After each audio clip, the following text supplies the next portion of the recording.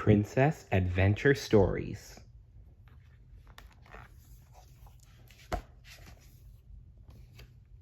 Cinderella, Princess in Disguise. Cinderella's life had changed overnight. One day, she was cleaning and cooking for her stepmother and stepsisters. The next day, she was married to the prince and living in a palace. Cinderella loved living there, but sometimes it felt strange. To have the royal staff waiting on her. She often wanted to help. In the morning, she would make her own bed before the maids came in. In the afternoon, she would sometimes invite her maids to join her for tea. Most of all, Cinderella wanted to get to know the royal staff better. She remembered how lonely she'd been at her stepmother's house. She hoped the maids knew that she was their friend, but whenever Cinderella tried to chat with them, they would politely smile and hurry away to finish their chores.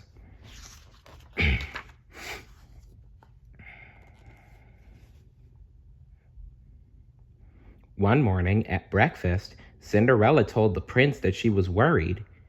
"I want to make sure the servants are happy working here," she said, "but I can't seem to get any of them to talk to me." "Wouldn't they tell us if something was wrong?" the prince asked. Cinderella nodded. "I suppose so. I just wish there was a way to know for certain." Later that morning, Cinderella talked with her mouse friends, Jacques and Gus. "There must be something I can do to find out if the staff is happy," she said, "but no one is going to tell me what they really think." "They would have talked to you before," Jacques said. "Cinderella didn't look like a princess then." Suddenly, Cinderella's eyes lit up. "You've just given me an idea," she exclaimed. "Thank you, Jacques." First, she went to the costume closet and found a wig. Then she headed straight to the maid's quarters. Luckily, no one was there. A few minutes later, Cinderella came out dressed as a member of the royal staff.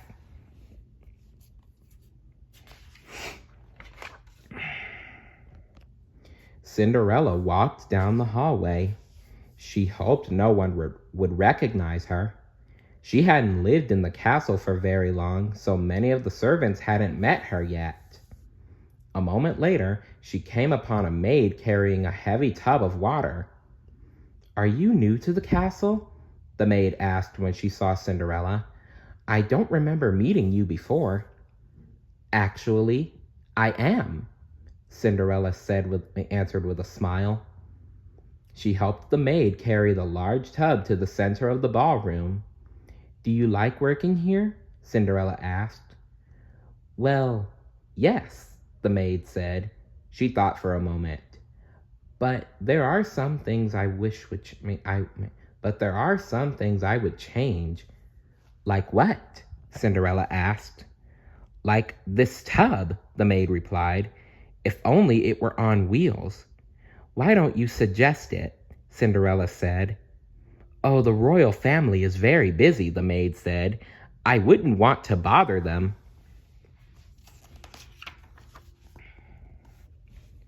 Next, Cinderella headed over to the banquet hall.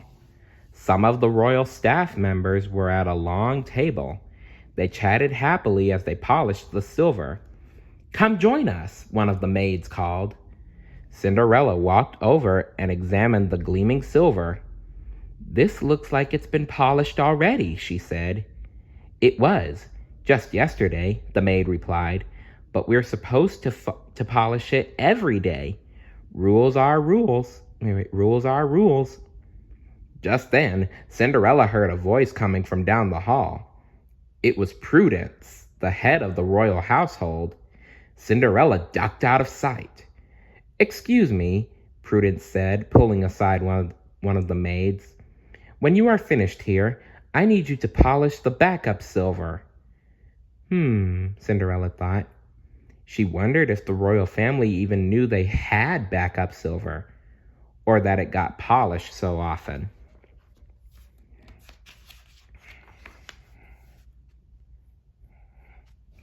When the polishing was finally finished, Cinderella went to the palace's sewing room. She had not met the seamstress yet. She had not met the seamstresses yet. What would they have to say? When Cinderella entered the room, one of the seamstresses smiled. "Thank goodness Miss Prudence sent some extra help," she exclaimed.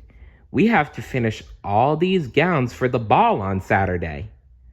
"They're beautiful," Cinderella said, admiring the dresses. "Gowns are my favorite thing to sew," another seamstress chimed in.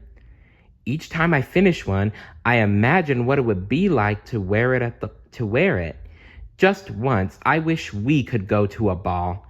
I would dance and dance all night long." She sighed. "What I wish," added another seamstress, "is that we had more light in here. I can barely see the lace I'm stitching." Cinderella nodded.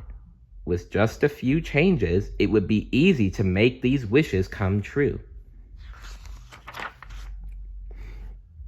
Soon, it was time for lunch. Cinderella followed the maids to the kitchen. She was delighted to see steaming bowls of soup and big slices of crusty bread laid out on the table. But just as everyone sat down, a bell rang.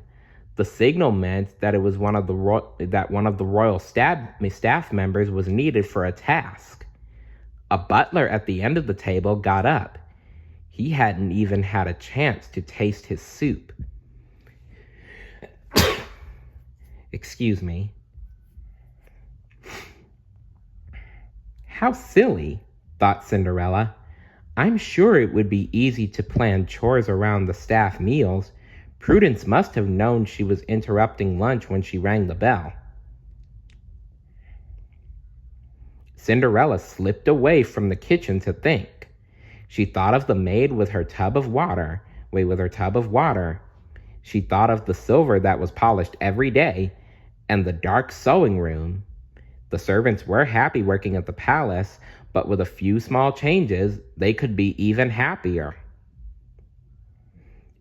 And she knew just the way to make it happen.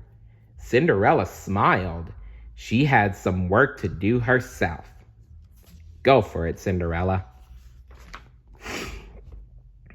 Quickly, Cinderella went to change back into her own clothes, but before she could, she bumped into the prince. The prince didn't recognize her at first, but then his eyes grew wide. "Cinderella!" he exclaimed in surprise.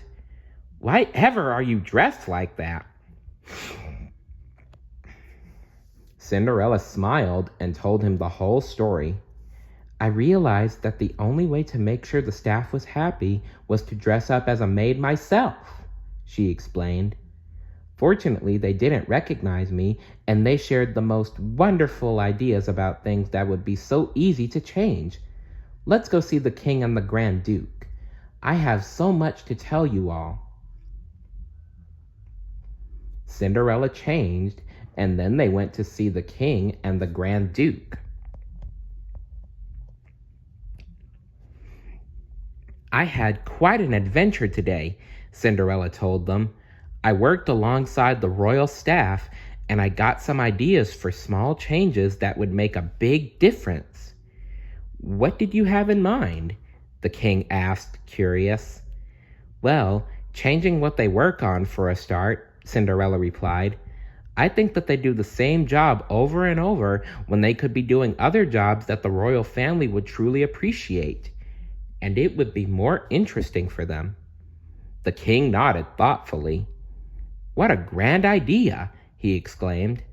"What else do you suggest?"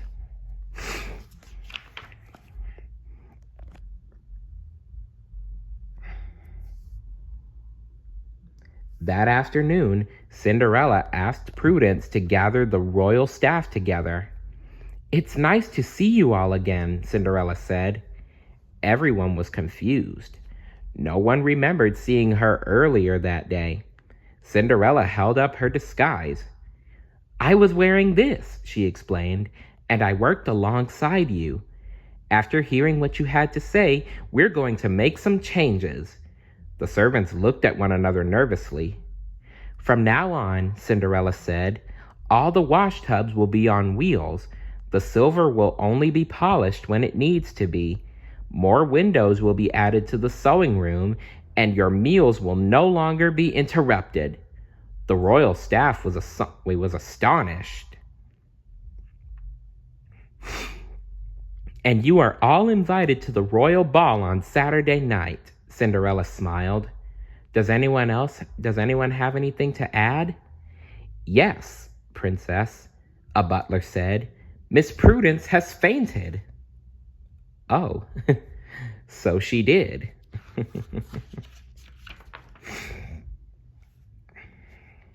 That Saturday night, Cinderella and the prince greeted each of the royal staff members by name as they entered the ballroom. Cinderella thanked the seamstresses for the beautiful dresses they had sewn for her, the cooks for the delicious food, and the maids for making the castle sparkling clean. The servants smiled happily as they joined in the dancing.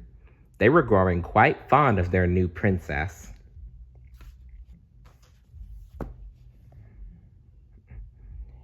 If you were the master or mistress of a castle or the manager of a business place, what would you do to make your staff happy? Let me know in the comments below. See you later. Bye.